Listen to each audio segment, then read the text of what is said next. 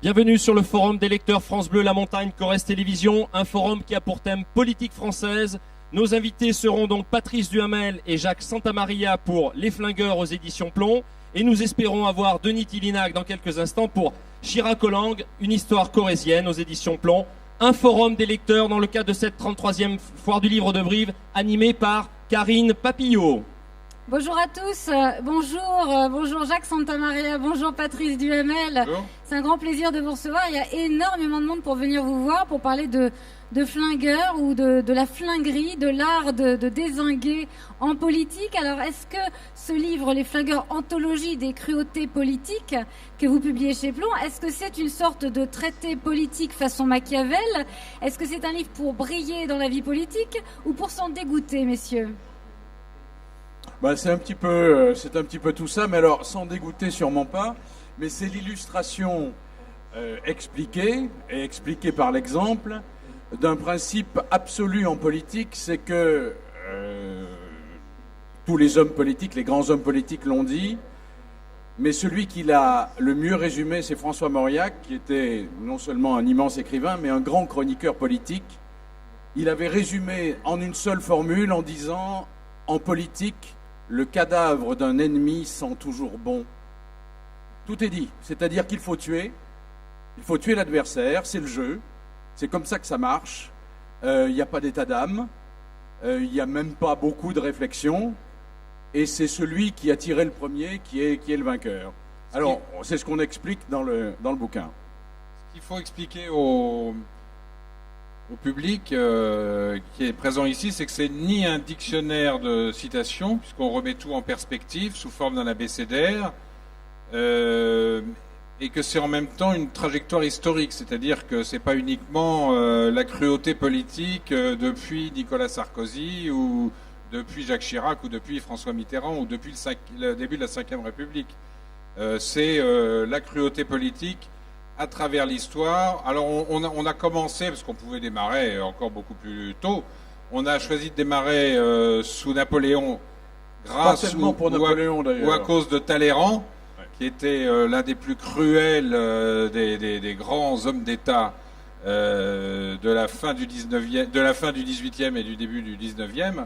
Et on trace toute l'histoire de cette cruauté politique depuis Talleyrand en réalité jusqu'à aujourd'hui, j'allais dire jusqu'à François Hollande. François Hollande, c'est pas un cruel, il est plutôt victime de cruauté que cruel lui-même, même s'il sait de temps en temps répondre quand il est vivement et vertement critiqué, ce qui lui arrive de temps en temps. Ce qu'il faut expliquer aussi, c'est que il y a une base sur un certain nombre de grands flingueurs ou de grands hommes d'État cruels, qui est d'abord la vivacité et la vigueur des idées. Bon, c'est le cas chez Talleyrand, c'est le cas chez le général de Gaulle, c'est le cas chez François Mitterrand, c'est le cas plutôt chez Georges Clemenceau. Ce sont les quatre que l'on distingue dans le livre. Et que l'une des différences avec la situation d'aujourd'hui, on pourrait presque faire un chapitre supplémentaire chaque semaine en ce moment, hein. Alors, voilà. en l'occurrence, ce qui est intéressant, c'est que c'est la cruauté, c'est le flingueur, mais ce n'est pas la brutalité. C'est pour ça que vous avez cessé votre citation à l'époque plus contemporaine. On a l'impression que cet art-là, qu'on a très bien vu d'ailleurs dans le film de Patrice Lecomte, Ridicule, il s'est tari au profit ces dernières années d'une certaine brutalité. Donc on n'est plus dans la flinguerie, on est dans quoi? C'est-à-dire que jusqu'à une époque extrêmement récente, on pouvait encore contrôler ça très très bien. C'est-à-dire qu'on voyait que la vacherie, la cruauté, voire l'insulte, pouvait être mise au service du débat d'idées. Ça n'empêchait pas d'échanger des idées. Par exemple, on voit la violence des échanges, la cruauté des échanges, des débats parlementaires sous la Troisième République. C'est très violent, mais il y a un débat, mais il y a des idées. Aujourd'hui, les moyens de communication modernes, l'informatique, Internet, les réseaux sociaux, font que la petite phrase peut suffire, l'insulte peut suffire. Mais c'est pas ça qui favorise le débat, c'est pas ça qui favorise la circulation et l'échange des idées. Alors, est-ce que ces petits coups, ces cruautés, est-ce que ce sont des petites histoires ou comment, en tout cas, comment est-ce que ces petites histoires racontent la grande? Bon, d'abord, il y a une évolution entre la grande période, grande entre guillemets, de la vie politique, sur le plan de la cruauté, la période de Talleyrand, la période de Clémenceau, la Troisième République. Et aujourd'hui, c'est qu'il y a aujourd'hui, même si on considère que la vie politique est très cruelle en ce moment et qu'elle se résume, vous avez raison, trop souvent, très souvent, mais vraiment trop souvent, à un échange de petites phrases, ne reposant pas sur des idées, comme ça a été le cas auparavant, c'est qu'il y a un certain nombre de protections qui existent aujourd'hui dans le débat public et qui n'existaient pas si on revient par exemple à la période de Clémenceau, qui était d'une cruauté et d'une méchanceté, et parfois d'ailleurs d'une vulgarité absolument incroyable. Est-ce qu'aujourd'hui, un homme d'État de la dimension de Clémenceau, y en a-t-il d'ailleurs, je n'en sais rien, mais est-ce qu'aujourd'hui, certains s'en réclament, à la mort du président de la République, et en l'occurrence c'était la mort de Félix Faure, un homme d'État, commentant la mort d'un président de la République, dirait ce qu'a dit Clémenceau de Félix Faure, c'est-à-dire le jour même de l'annonce de la mort, dans le néant où il retourne, il va se sentir chez lui. Ça ferait un scandale absolu, les réseaux sociaux s'enflammeraient, tout le monde crierait au scandale. Et on parle souvent de la presse, du bashing sur Hollande, ça a été le cas aussi d'une certaine manière sous Sarkozy. La presse de cette période-là, la presse sous la Troisième République, bon alors je ne reviens pas aux excès de la période de l'affaire Dreyfus, de l'antisémitisme militant qui était absolument insensé, invraisemblable et qui est interdit aujourd'hui tout simplement par la loi. Mais la presse était incroyable. Moi, il y a une anecdote que je raconte souvent. Le deuxième président enfin en réalité le troisième, disons le deuxième président de la République, de la Troisième République, qui était le maréchal MacMahon, et qui était connu pour être un militaire un peu pur et dur, mais disons pour être pas un homme d'esprit, intellectuellement relativement limité. Quand il y avait eu des inondations, je crois, dans le sud de la France, et MacMahon s'était rendu sur place, et il y a la fameuse phrase qu'on a retenue, mais pas totalement, parce qu'il était arrivé, il avait dit que d'eau, bon ça encore c'est drôle sans plus, mais il avait ajouté, et encore on ne voit que le dessus, ce qui là était vraiment drôle. Et donc un jour MacMahon va en voyage officiel à Lyon, et comme c'était un militaire, un cavalier, il adorait monter à cheval, il décide d'arrêter son convoi à quelques kilomètres avant Lyon, et il termine pour arriver à Lyon à cheval. Et le lendemain, il fait un ou deux discours sans aucun talent, et le lendemain, le grand journal local a mis à la une hier, le maréchal, le président MacMahon s'est rendu à Lyon. Il est arrivé à cheval. Il a l'air intelligent, le cheval. Est-ce qu'on imagine l'équivalent aujourd'hui? Donc, on dit que la presse est dure, mais elle a été beaucoup plus dure dans certaines périodes.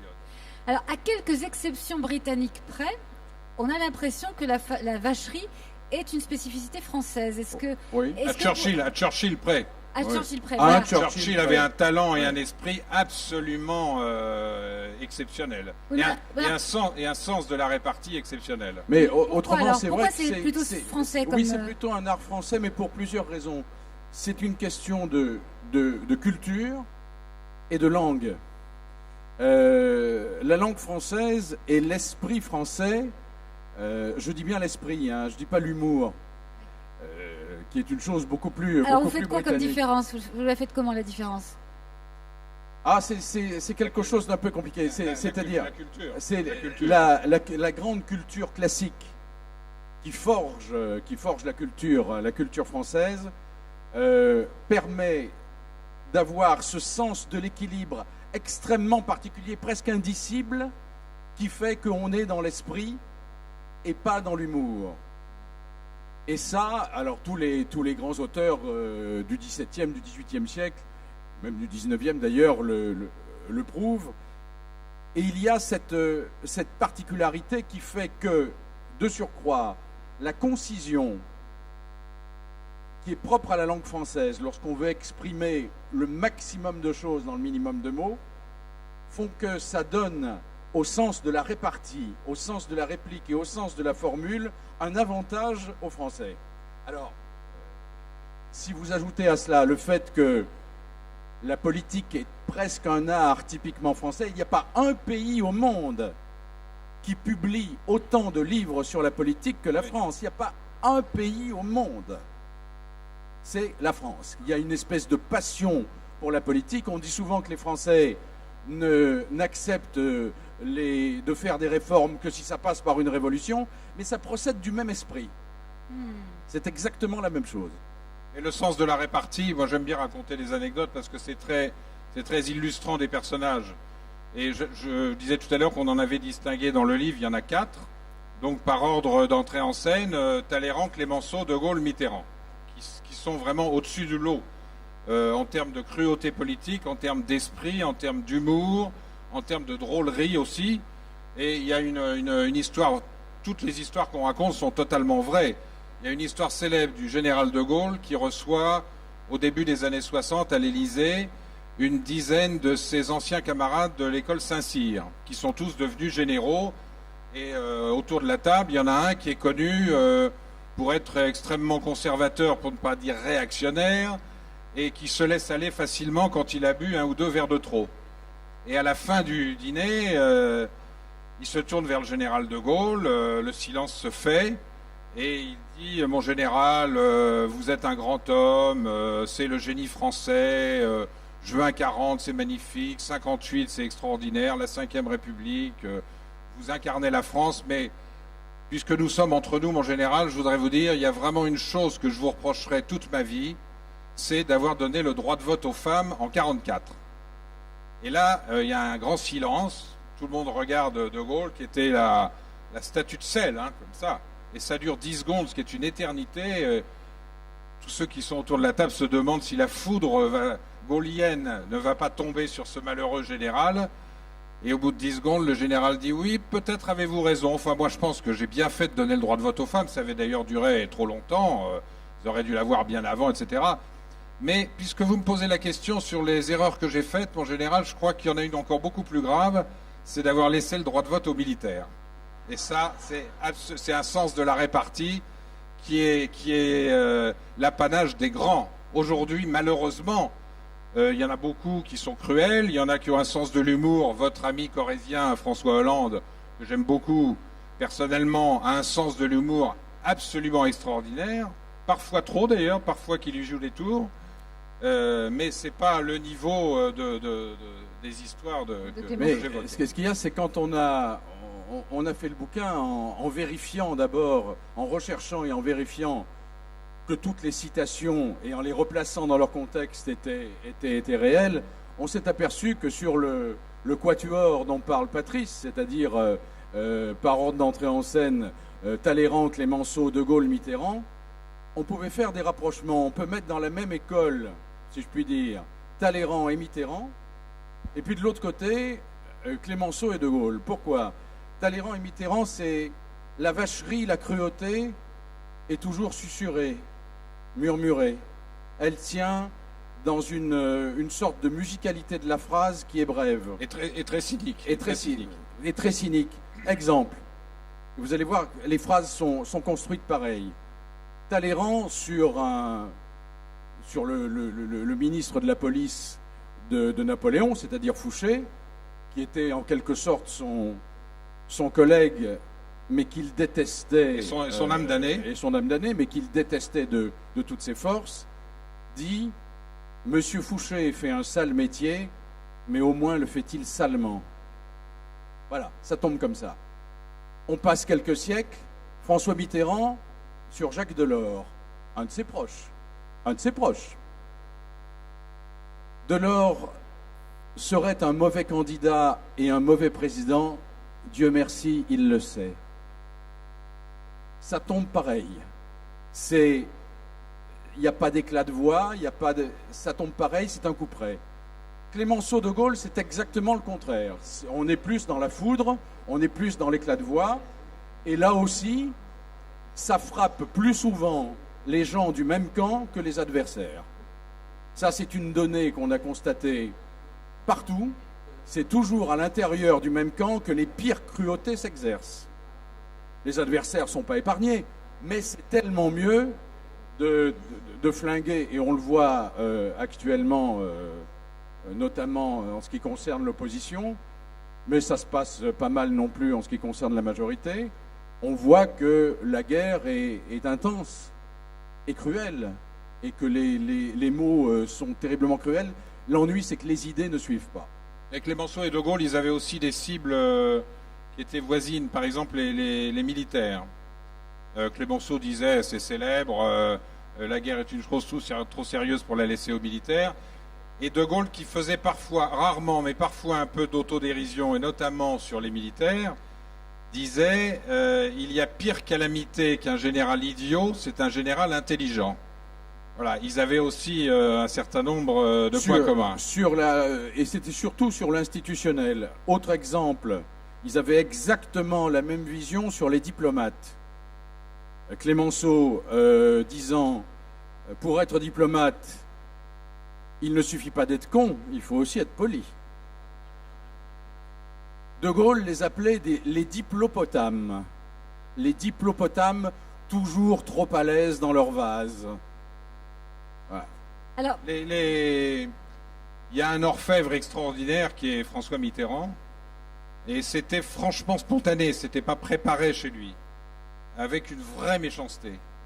Et là, on pourrait y passer des heures. Donc, je sais pas, il détestait Michel Rocard. Jacques disait que ça se passait en général dans les mêmes camps politiques. Mais Mitterrand sur Rocard, c'était absolument terrifiant, avec des phrases terribles. Il disait de Rocard, il a du talent, mais a-t-il des qualités? C'est terrible. 3 mois après avoir nommé Édith Cresson, non, même pas 3 mois, quelques semaines après avoir nommé Édith Cresson à Matignon, il disait, quand je l'ai nommée, je lui ai recommandé de ne pas hésiter à faire des réformes et à devenir impopulaire, je ne pensais pas qu'elle m'obéirait aussi vite. Enfin, il y a une accumulation chez Mitterrand qui est sûr, et alors parfois sur ses adversaires, même si ça s'est très bien terminé avec Chirac, puisque objectivement, il l'a aidé pendant la campagne de 94-95, mais pendant la cohabitation de 86, quand Chirac était Premier ministre de Mitterrand, Mitterrand à ce moment-là considérait que Chirac n'avait pas de conviction, c'était un opportuniste, et il disait, ce qui était terrifiant aussi, quand Chirac vient me voir à l'Élysée, il monte le perron avec ses idées et il le redescend avec les miennes. Alors justement, est-ce que cette cruauté, cet art du flingage qui aujourd'hui, comme vous le disiez, peut-être par manque de culture, on y reviendra, s'assimile plus à de la brutalité qu'à de l'élégance du verbe, est-ce qu'au fond, ce flingage qui reste entre soi, est-ce qu'il n'est pas un petit peu obscène en période de crise où les Français ne s'amusent pas, ont une vie pas marrante, enfin difficile? Est-ce qu'il n'y a pas un décalage qui rappelle l'espèce de microcosme pré-1789, je ne suis pas en train de dire qu'on va avoir la révolution, mais très déconnecté de ceux qui gouvernent, enfin d'une élite de très anciens régimes, face à un peuple qui ne le comprend plus et qu'ils ne comprennent plus. Il y a 2 choses à dire. D'abord, c'est obscène quand ça se limite, quand ça ne repose pas sur un débat d'idées, ce qu'évoquait Jacques tout à l'heure, et ensuite quand ça se résume ou que ça se limite à des attaques personnelles, voire sur le physique. Bon, par exemple, dans un dernier livre qui vient de sortir, il y a toute une série d'attaques de Nicolas Sarkozy contre ses propres amis, je mets des guillemets à amis de l'UMP, ou sur François Hollande, et qui parfois reposent sur le physique. Et là, c'est vrai que on n'est pas loin de l'obscénité. Non, là où je suis pas tout à fait d'accord avec la manière dont vous posez la question, c'est qu'un des grands éléments nouveaux à travers les réseaux sociaux, Twitter, Facebook, etc., et notamment Twitter, c'est que les citoyens, sur un événement politique, sur une émission de télévision, sur une intervention à la radio, sur un grand événement d'actualité, vous allez sur Twitter, vous avez exactement, avec ses bons et ses mauvais côtés, donc le problème est de savoir où retombera le curseur dans les mois et les années qui viennent, du bon ou du mauvais côté, exactement au même niveau, les grands responsables politiques qui commentent François Hollande à la télévision, et le citoyen X, Y, Z, lambda, ce qui n'est pas du tout péjoratif dans ma bouche, lambda, mais ça le met au même niveau que les responsables politiques. Ça, c'est quelque chose de tout à fait nouveau. Et quand vous allez sur Twitter, moi ça m'arrive de temps en temps, rarement, j'aime pas trop ça, mais ça m'arrive d'aller regarder comme ça, comme observateur politique, c'est d'une méchanceté, d'une cruauté, et ça se limite vraiment trop souvent à des attaques personnelles, physiques, qui sont assez insupportables. Et c'est au détriment, bien sûr, donc du débat d'idées. Alors, est-ce que la question est de savoir si la cruauté en politique est un facteur de réussite? Est-ce que c'est une qualité qu'on doit avoir? Est-ce que c'est une qualité qu'on apprend? Est-ce que c'est la politique qui rend ainsi? Ou est-ce que c'est une certaine manière d'être au monde qui amène à devenir politique? Ah non, mais si on veut embrasser une carrière politique et si on n'a pas au moins quelques prédispositions à la cruauté, il faut faire autre chose. Même des grands hommes politiques, encore une fois, on va revenir à De Gaulle et Mitterrand. De Gaulle disait à son Premier ministre Georges Pompidou, « Soyez dur, Pompidou ». François Mitterrand disait à ses ministres, « N'hésitez pas à être cruel ». Il est évident que c'est une arme absolue. Et si jamais il y a une quelconque ombre de début, d'esquisse, d'ébauche, de sentiment, de compassion vis-à-vis de l'adversaire ou celui de la même famille qui peut se révéler rival, c'est fini. Et c'est comme ça. Ce n'est pas la morale n'y trouve pas son compte, mais le combat politique est fait comme ça. Alors, pour aller au-delà de ce que dit Jacques, et on balaie tous ces grands événements-là, pardon, dans le livre, il y a des moments où la cruauté politique, non seulement est légitime et se justifie, mais elle est même évidente. Bon, on parle par exemple des grands duels entre De Gaulle, Churchill, De Gaulle, Roosevelt, etc. De Gaulle subissait des attaques, notamment de Roosevelt, terrifiantes. Il répondait sur au même niveau, et avec la même force, avec la même vigueur, et parfois avec la même brutalité. Ça se justifiait, les enjeux étaient tels, l'indépendance de la France, que ça justifiait. Aujourd'hui, quand, par exemple, en reprenant, je l'évoquais tout à l'heure, la campagne 94-95, à l'issue de laquelle Chirac a été élu président de la République, Sarkozy soutenait Balladur, Balladur était très haut dans les sondages, Sarkozy à la télévision et disait Balladur va être élu au premier tour, il faut que Chirac se retire, etc. Et en privé, Sarkozy disait aux journalistes, ça a été écrit dans plusieurs livres, Chirac est mort, l'hôtel de ville c'est l'antichambre de la mort, il ne reste plus que quelques pelletés de terre. Là c'est totalement contre-productif. Ça ne sert à rien d'exprimer de la cruauté politique à ce niveau-là. Les citoyens, la société française l'entend, ne le comprend pas. Et s'agissant de Sarkozy, l'a rejeté parce que dans le rejet de l'homme politique, de la personnalité, je ne parle pas de l'action politique, là, mais de la personnalité proprement dite, c'est évident que cette cruauté politique se ressent, se sent, se voit, s'entend, et donc ça se retourne contre celui qui l'exprime. Il faut de l'élégance. Oui, bah ça... oui, mais alors, je ne suis pas sûr qu'il faille faire de la politique dans ce cas, s'il faut de l'élégance. Alors, messieurs, en tout cas, la chose qu'on peut dire en conclusion, c'est que vous parlez de gens qui se tirent dans les pattes en permanence, mais vous composez tous les deux un duo merveilleux. Oui. On n'est pas très cruel au fond, hein, parce qu'on est, assez indulgent avec beaucoup de responsables politiques. Vous êtes en dialogue de façon très... Oui, bah, c'est-à-dire que nous, on a décidé de considérer ça comme si nous étions des entomologistes. Donc on regarde les insectes s'agiter. Mais c'est vrai qu'entre Patrice et moi, il n'y a pas l'ombre du nombre du nombre. D'abord parce que ça fait 40 ans cette année qu'on se connaît, qu'on travaille ensemble et qu'on partage des points de vue semblables sur la plupart des choses de la vie. Donc ça aide bien, oui. Vous avez pris du plaisir à écrire tous les deux ? C'est même de la jubilation. On prend plaisir à vous lire également.